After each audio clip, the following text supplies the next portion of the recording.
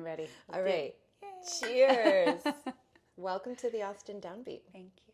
I'm so happy to have you here. I love it. I was telling you in the kitchen when we were making our tea. Mm-hmm. I love it when I've had my eye on people and I don't know them, you know, and I am genuinely curious. And I get to I missed your set, but I ran into you during South by at a New World Deli show. But I've heard you play and I've watched your stuff and I know what you sound like, but it just makes me more curious about where do you come from? That is the question. Let's start there. You have this very exotic and also mystery around you. Do you know that?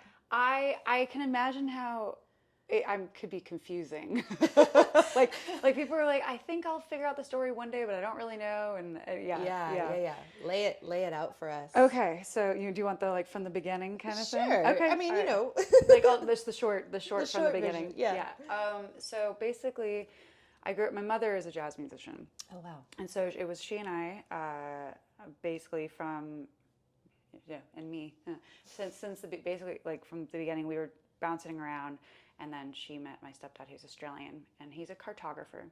And then his job moved us all over. So between my mom's jazz towns that she wanted to live in, which was New Orleans, and just being in the States in general, and his work, we got moved kind of all over. And when I was about 11 or 12, we moved to Europe, and I was in Europe all the way through my high school and college years. And then when I graduated from college, I moved back to the States, and I was the only one who moved back here because everybody else was out of the country. Mm-hmm. And it's been like that basically since. Mm-hmm. So I kind of got back here with I don't really know where I am or where I'm going. I didn't really have much direction. I was getting up for open mics, but I wasn't really playing music. I was bartending mostly, and I kind of just was a little aimless, and that was basically me from about 21 till I landed up in Houston right before COVID hit. And I was pre-med at the time, and COVID was this kind of, it was a whirlwind for everybody. My version was I was in Europe, doing a pre-med course, and then I had to go to my mom's house in the UK and kind of got stuck there for a while. And then kind of decided not to do medicine anymore.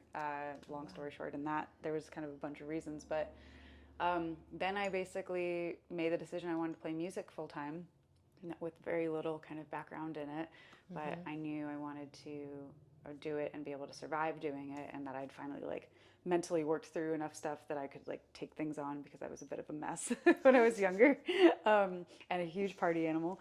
And, wow. Yeah. Okay, we'll talk about that. Yeah. We're getting the dish. One of my nicknames was Anna Two Shots. And, okay. Yeah. I'm so glad we're doing this.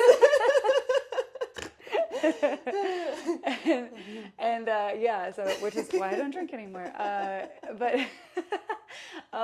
So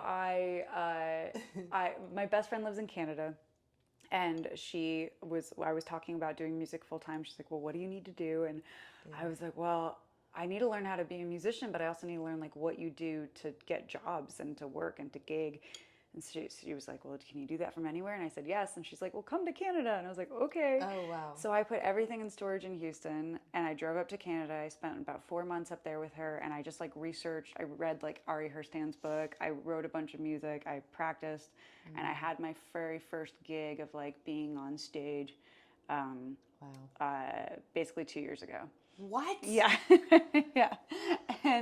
And then and because everything was in storage and I had my car and my dog, it was just well, just go where family and friends are, try to gig in those places, make it work as it goes. And it's been very much I'm trying to get to the point where I'm booking further out for better gigs for all that, which is still my brain does not want to do that. But that's one of the reasons I've been on the move so much as well. Yeah. So I go back to North Carolina a lot, which is an old home base and then New Orleans, because I used to live there for many years, but technically I'm based here, and so that's hence the everywhere.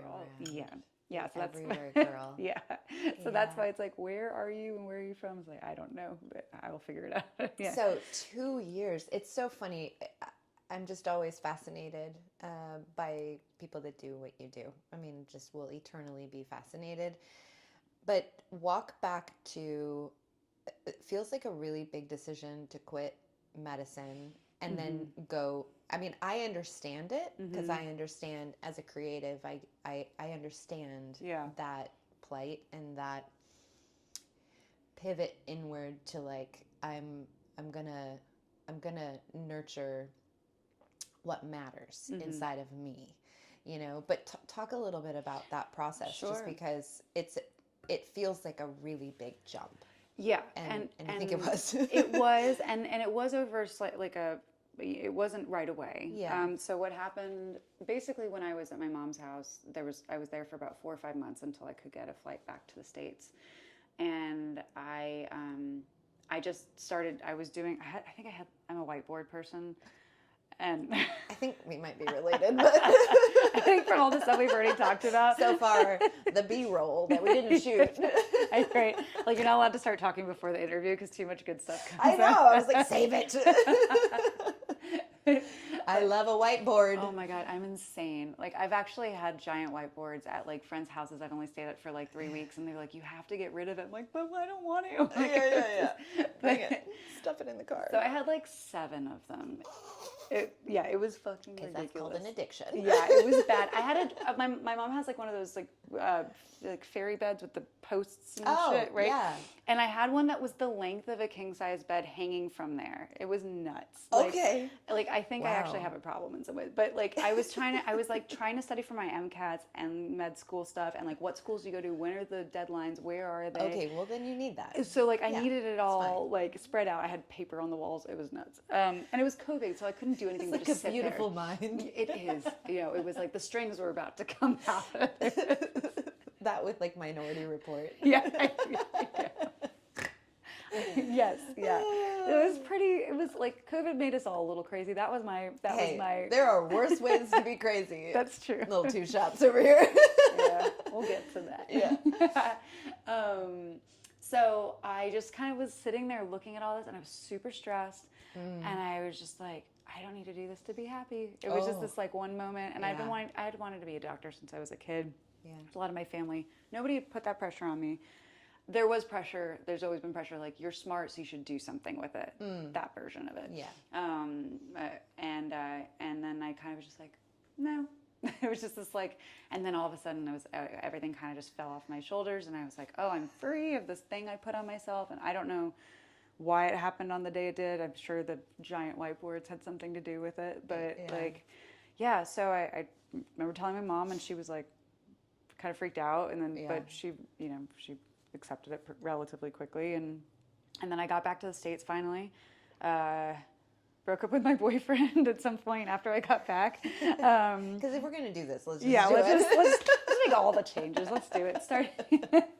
And I started selling liquor like full time. I needed a job. I couldn't work, and I couldn't get any income from. I didn't get any unemployment the whole time I was in Europe, so I couldn't. I basically had 6 months of no income. Oh wow! So it was really hard. Like coming back to the States, I was dead broke. So I had to get a job really quickly, and I couldn't really bartend because everything was still closed. And so I landed up working. I started selling liquor. I did that for about a year and a half, 2 years almost, and then about 6 months before I quit, I started therapy. That right? So we started doing that, and it was like. There was the shift between just, I don't need to do this to be happy, get out of a relationship that wasn't good for me, going to therapy, COVID mind of like, life's too short kind of stuff, you know. Yeah, people are dying. Mm-hmm. Yeah. And so this like, music kind of just like bubbled up, and I remember saying it in therapy, being like, I think I want to do music. And he was like, okay. And I was like, that doesn't make sense. Like, I don't want to do, my mom's a musician. I don't want to do what she does. Like, I was very anti. Yeah.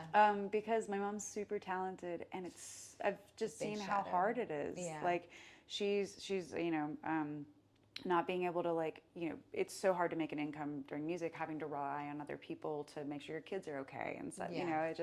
I didn't want to be in that space. And then I was like, you know what? I think I've made, If the Body Keeps the Score. I love that book. Yeah. Oh, it's so good. Yeah. Sorry. No, Squirrel.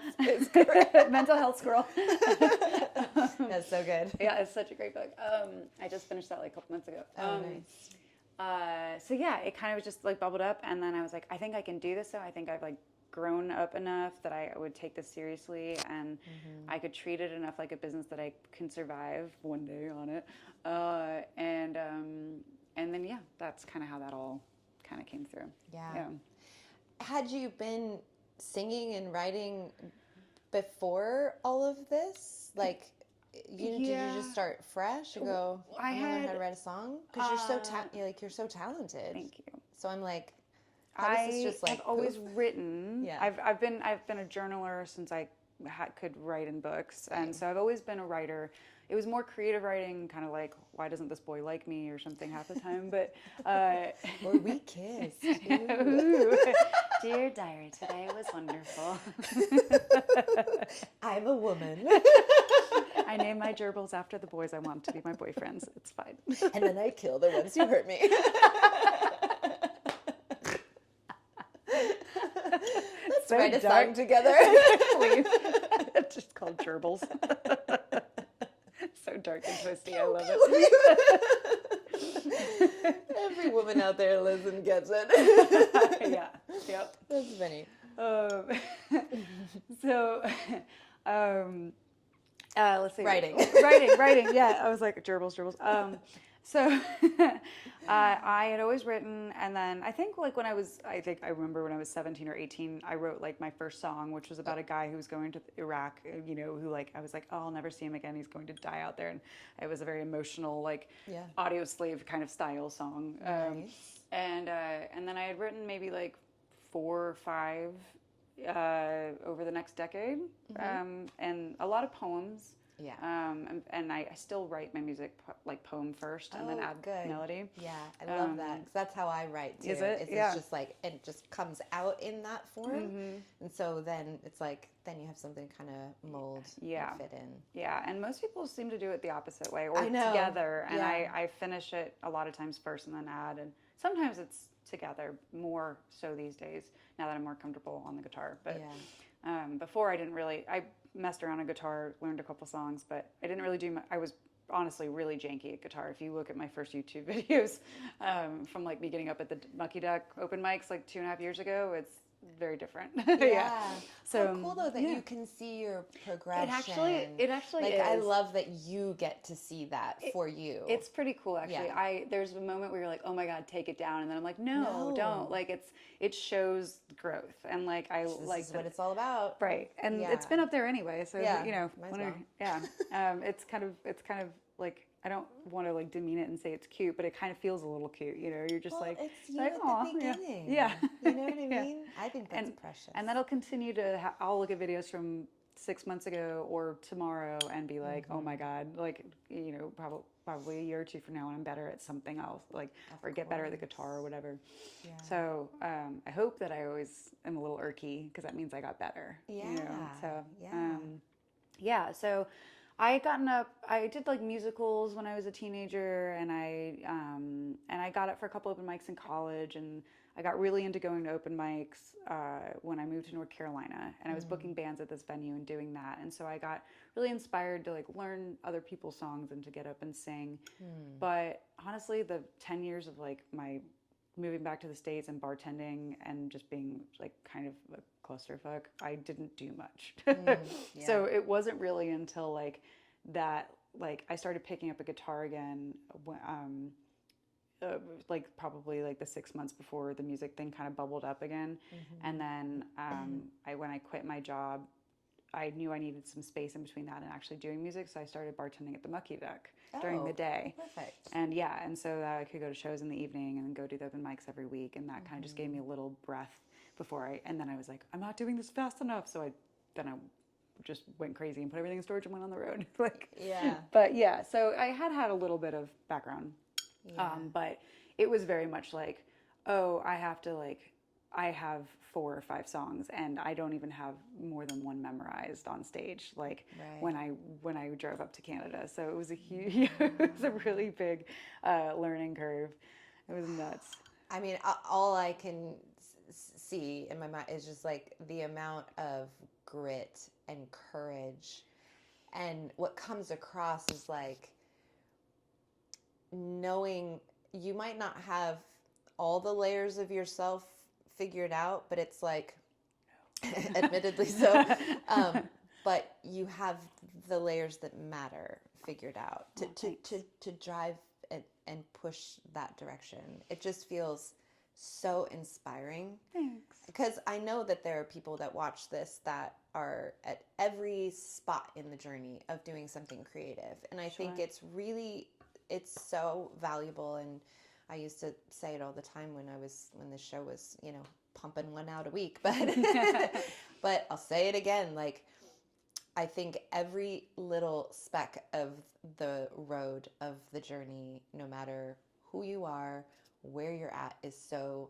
valuable, because this is this is why we talk about it in this way, is to really uncover the humanity behind it. Because we can push stuff out on social and you have to have a persona, and you have to be clear on how you come across. We talked about that, and we have to help people understand who they're getting and what you sound like and what to expect. There is a universe behind all of that. Yeah. And that to me is just gold, and it's so interesting to hear. You could have made 25 other choices. Sure, yeah. And instead you jumped and you followed your heart. It's a weird. It's beautiful. Thank you. It's I have a hard time with the looking at it as courageous part. Yeah. And it's not in a sense of being not like an necessarily undeserved incoming. Yeah. It's just when that came up, it was just so everything else in my life. Even when I wanted to be a doctor, all these things, the only thing I knew was I was like, oh, I need to, or there was a pressure, there was a stress. But when I said I wanted to play music, I realized that I was calm. Yeah. And I was like, oh, this is what it feels like to know what you want to do. And then it just, everything after that felt easy. The job is so freaking hard. It's the hardest job I've ever had. And I always work hard at my jobs, but my Lord. And but I'm like, okay, But you love it. I do. And it's and it's not in a,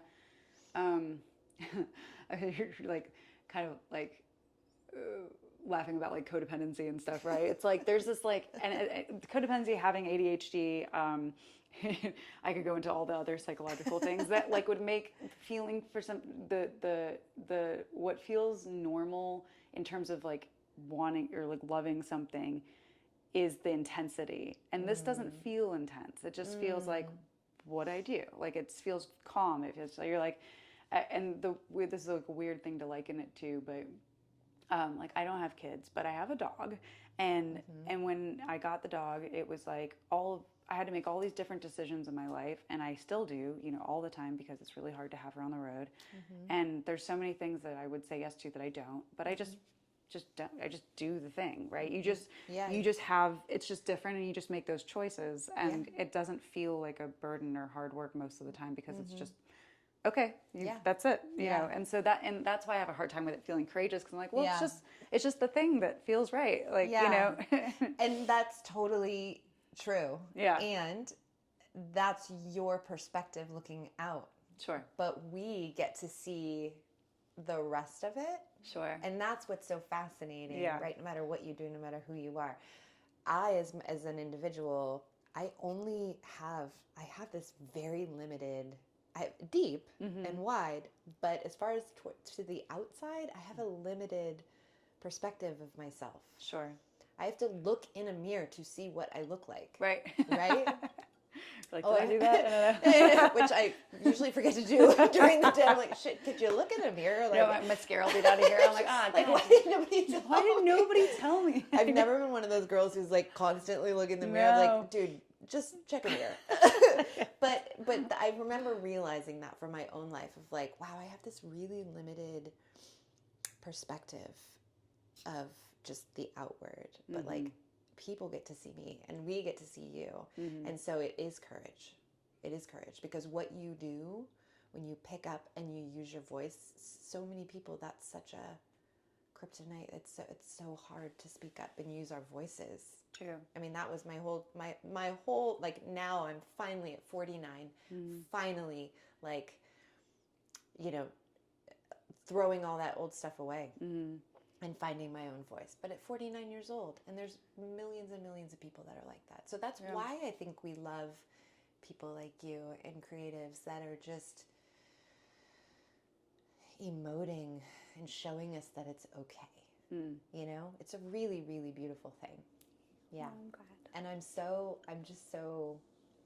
glad that you made that choice among all your whiteboards. That glorious day in your bedroom in the UK. I am too. Yeah. I really am. Yeah. It's like with moving around a lot and stuff too. Like there's a whole other, go into a whole novel about it, but there's all these like psychological breakdowns of people who grow up in multicultural worlds, and like how you don't really belong anywhere, but you kind of belong everywhere, but you're like, you can easily fit into groups, but you're not really a member ever, right? Like stuff like that. And that's something that is very much true to me. Yeah. And this is the closest, even though the community is always in flux and doing its own thing, and everybody's on their own pathway, there is a love and acceptance and community driven kind of just like thing about it that is really nice. And also not just including the musicians, but all the people that support it and like love it and like want you to do well. And that's really beautiful too. Like, and it's been pretty, I was talking to my best friend about it this morning. I was like, before, when I crashed at people's houses, they were just helping a friend. I was like, but sometimes when I have to crash people's house, they're like, no, like, because it's like you're part of the story. You're like helping the journey, and it's this really sweet, like altruistic, just like love of like being a part of everything, and that's like kind of incredible. Yeah. It's well, you brought up. I left my notes over there. But you brought up the song the Beating Heart of Nowhere. Oh yeah. I wanted to talk about that, and you like the perfect segue into that, because that's essentially what it's about, is people that sort of don't. But can you talk a little bit? You wrote that song with Terry Klein. I did. Yeah. And it's beautiful. Thank you. And talk a little bit about the process of writing that. Yeah. So Terry and I sat down, and he had a melody he was working with, and we started. My favorite way to co-write is just to have a conversation first, and I think that's probably. It felt like we were kind of in that same like let's just talk and see what comes up that we both really agree on or disagree on, and we started talking about kind of our backgrounds, and I had explained some of that part, and we just kind of started digging into that. And he didn't grow up getting moved all over, but he was talking about how he grew up in a multi-religious household.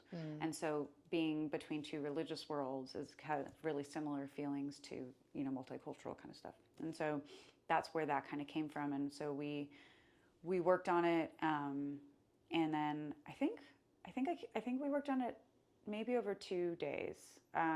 Because I remember going to a coffee shop and just going back, and there's a term called third culture kid, which basically means there's a couple different variations of how think military brat, but expanded, where you really are like getting thrown into cultures over and over again. And so you're not like, you're in schools with different languages, and it's usually multicultural in terms of your parents might be from different cultures as well, plus the constant movement. And so it's kind of like a military brat, saturated intensive or something. And so there's all of this research about TCKs, and that's one of what I am in. And so I went back and I was like reading through some of the books and novels that people have written, and kind of just seeing like what other TCKs had said their version of home means, and like what does it mean to feel at home, because that was it is such an important feeling for everybody. And so that's kind of where the line came from of like, to know and be known. Yeah. Right. So, so we kind of just wrote it, and it's become one of my favorite songs. Was it cathartic for you to write that and actually put that down and yeah, because I almost all of my songs have that resonating in it somewhere, like lyrically. But that is the most like direct to the point specific one, and it's nice sometimes to just be really cutthroat with something and say this is what it is. Oh, 100%. So that's nice, because I'm more of like a allude to things kind of person. I go around circles with it, and so it was probably really good to work with Terry for that also, because he's very good about and I love his music too. It's just like I wasn't really familiar with him, and I still have a deeper way, long way to go. But people speak so highly of him, and I'm very curious about him as well. And people are always like, you should talk to him for sure. Yeah, super talented and seems very, very sweet. He is. And he's got some really like cutting songs that just Those writers, man, that just know how to say it in the fewest words possible, and you're just like, dude, I know. I love it. That is another reason I'm really glad that we got to write that, because I am not generally a keep things short person, like because of the poetry thing, right? Yeah, sure. Everything flows, and it's got this thing, and then I'll bring it to someone, they're like, just cut like those things. I'm like, but it fucks with the cadence, like I have a really hard time with that, because sometimes I have way too many lyrics. So it's nice to have that. But I've heard him say many times, and just about the writing process, because he's so good, and he's such a pro.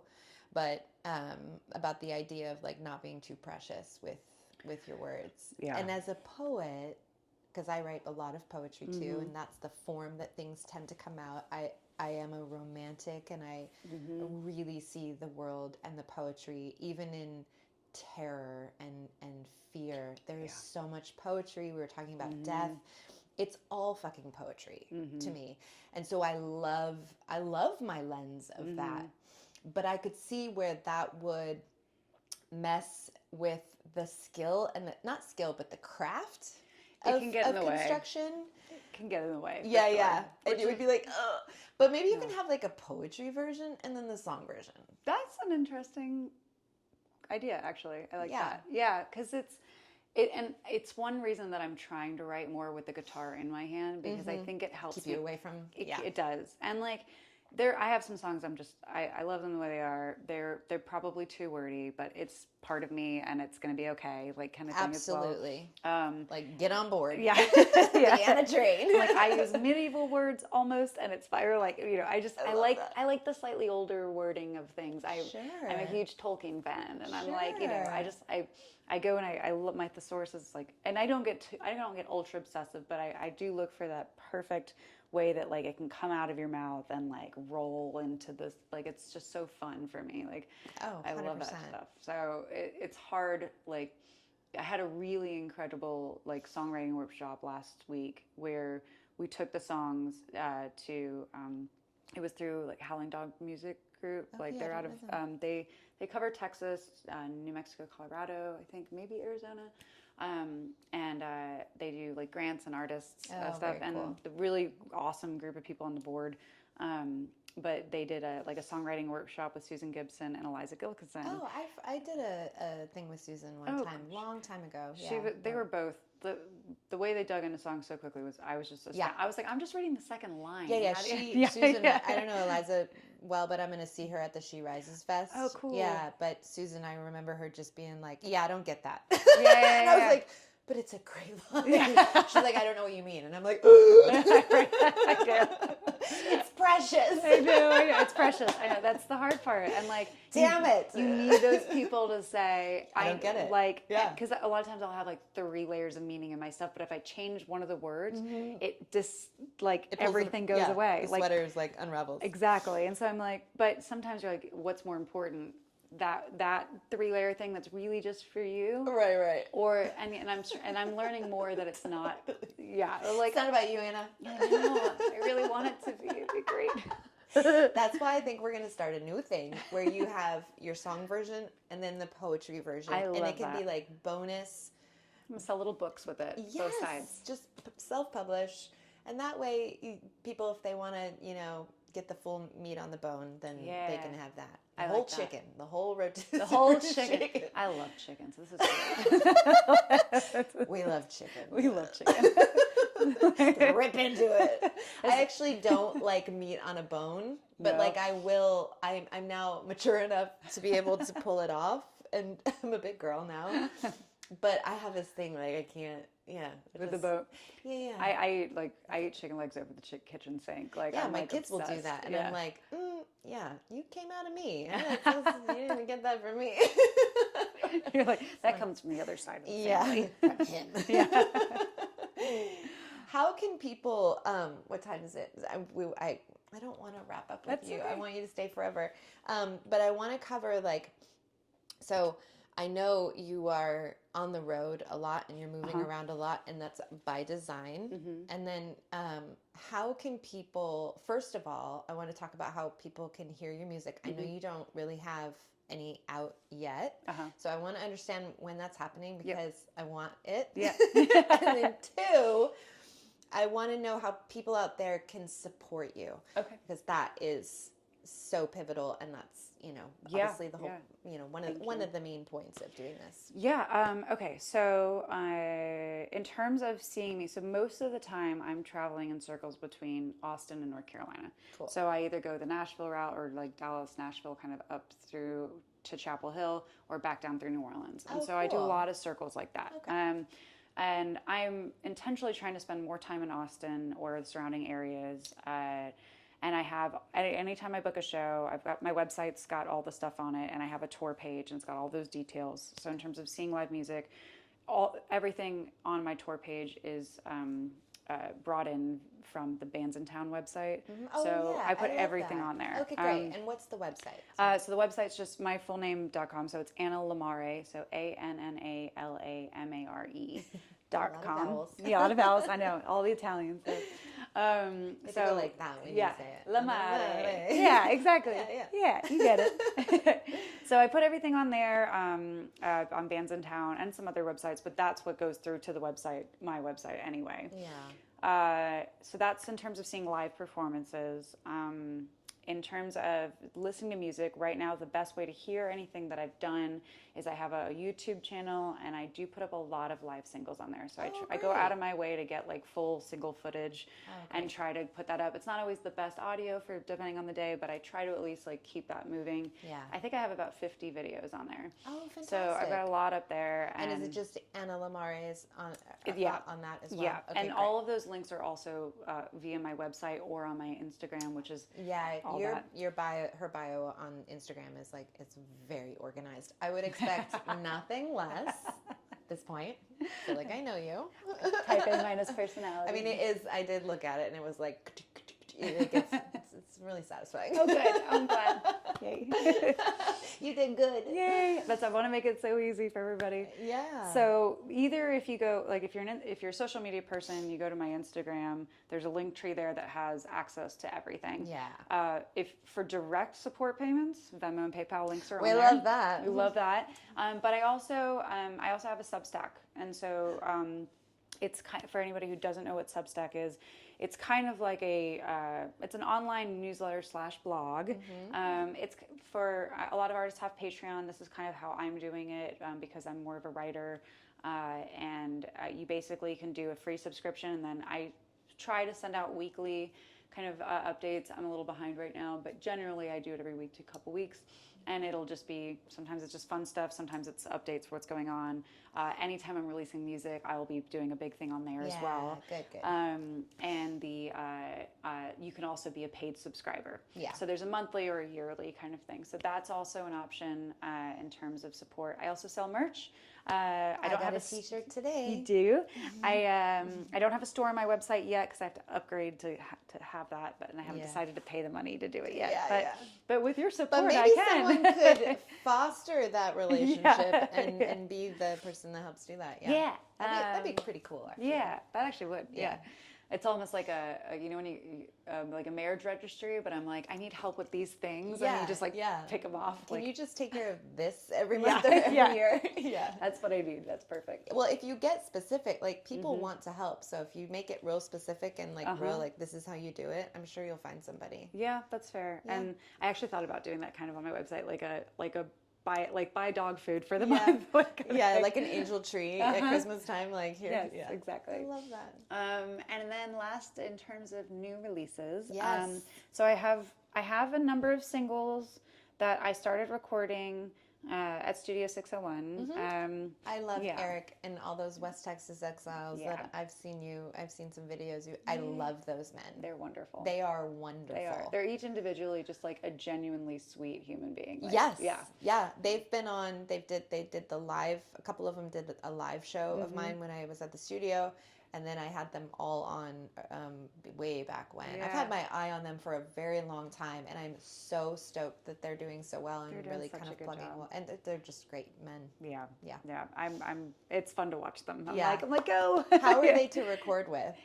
They were great. They're fun. They're so we did a Eric and Mike, who run Studio 601. They're great and easy to work with. They have it's like a one room kind of studio that they've managed to get a lot done in there, and it sounds great. And then for one of the tracks, we did a live recording, and Marco and Danny from the Exiles, they joined, and then I had my friend Josh Flowers on upright bass. I was going to say, you got to do the Yeah, slap the bass. and he bows, Oh, which is like my favorite thing ever.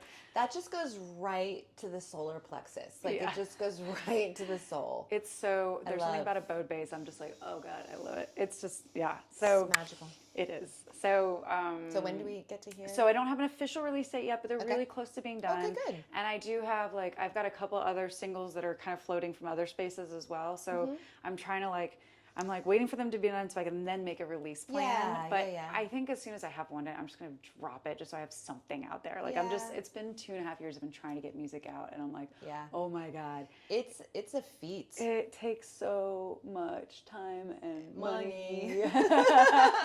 And just and then you get all this information about trying to do it the right way, you know? Yeah. And so and when you do it the right way, you have to backdate shit by up to a year sometimes. And you're like, I need to put this out now, but but to get it rolling, because you only have one chance to make it go as long as you can. It's just, there's so much. That part of it's rough, and you are so not alone in that. Oh, yeah. Yeah, everybody talks that way about it. I think one of the reasons I haven't put anything out yet is because I don't have to follow anything up yet.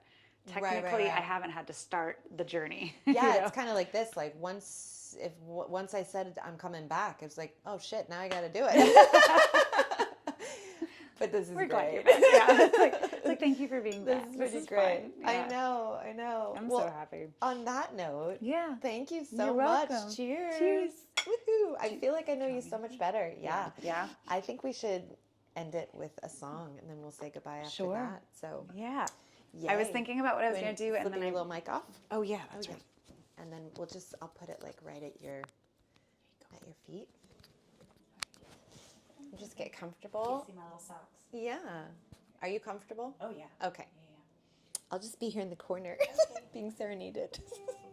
I was trying to figure out what I was going to play, and then we were talking about how we both really have a thing for death. Yeah. And I'll tell you the story while I'm tuning. Yeah. Can you tell I've been on stage? You're such a pro. I'm such a pro. I love that I love the growth. You know? It's so cool. It's nice. It is nice when I sometimes I'm like, oh, I know what to do in this situation now. Yeah, which I didn't I'm not before. nervous. Yeah. Yeah. So I was down in Big Bend, which I love going down there, and I've been trying to I realized if I turn if I use any books that I buy and manage to turn songs out of stuff, then I can write them off on my taxes. Oh, nice. Right? Because She's smart too. R&D. We knew she was smart, but.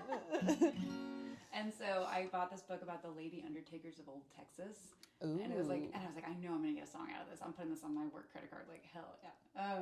And I just read about a history of old and it just, I had that book, and then I got a song prompt for the musicians' night at the Redbird. Oh wow. And so I went in, and I got the prompt the day before, and I was like, oh my god! So I stayed up really late writing this, and then it ended up being one of my favorite songs. So it kind of worked out. I'm so excited. Yeah, so it's about a lady undertaker and the man that falls in love with her, and it's called Sweet Lydia Vance, which the name comes from a Bukowski novel that I also had on my table at the same time. Two for one. I kind of stole his first line from the book, but that's fine. It's fine.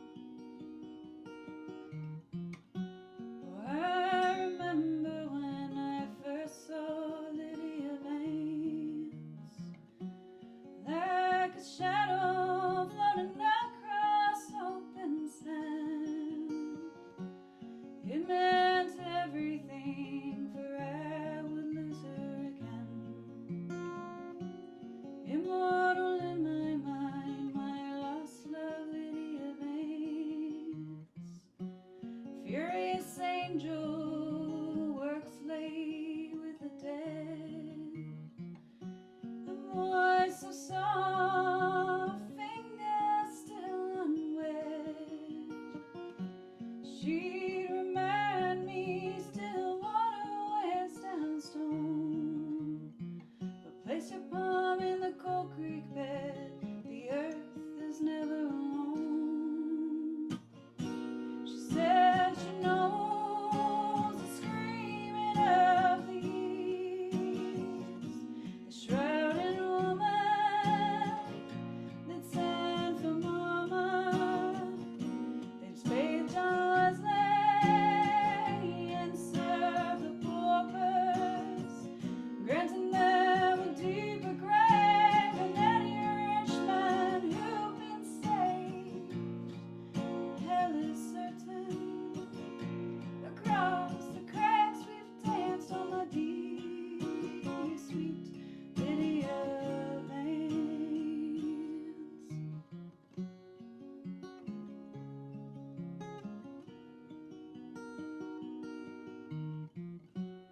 Dead folks so heavy, like they're clinging to a cliff. You asked if everything dissolves like this. I bathed in black, you in a clean bleed sheet. My heart broke like a chorus of scattered wings.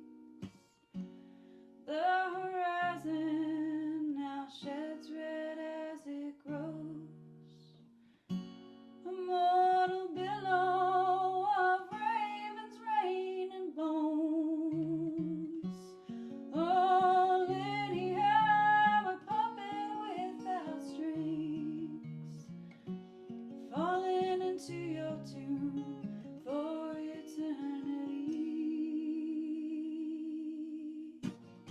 She said she knows the screaming of the east, the shrouded woman that sent for mama. She bade John Wesley and served the paupers, granting them a deeper grave than any rich man who'd been saved. Hell is certain. Across the cracks we've danced on my deep, sweet Lydia veins. Oh, my deep, sweet Lydia veins. Wow. Wow. Thank you so much for coming on. This has been absolutely lovely. Thank you for having me. Yeah, I cannot wait for this to be out. Thank you. This will be one of the singles. Okay, Yeah. let it be the first one. It's gorgeous. Everyone, ANuh La MAH-ray. Hey. Hey. Thank you so Thanks, much. Steph. Thank Yeah. Bye.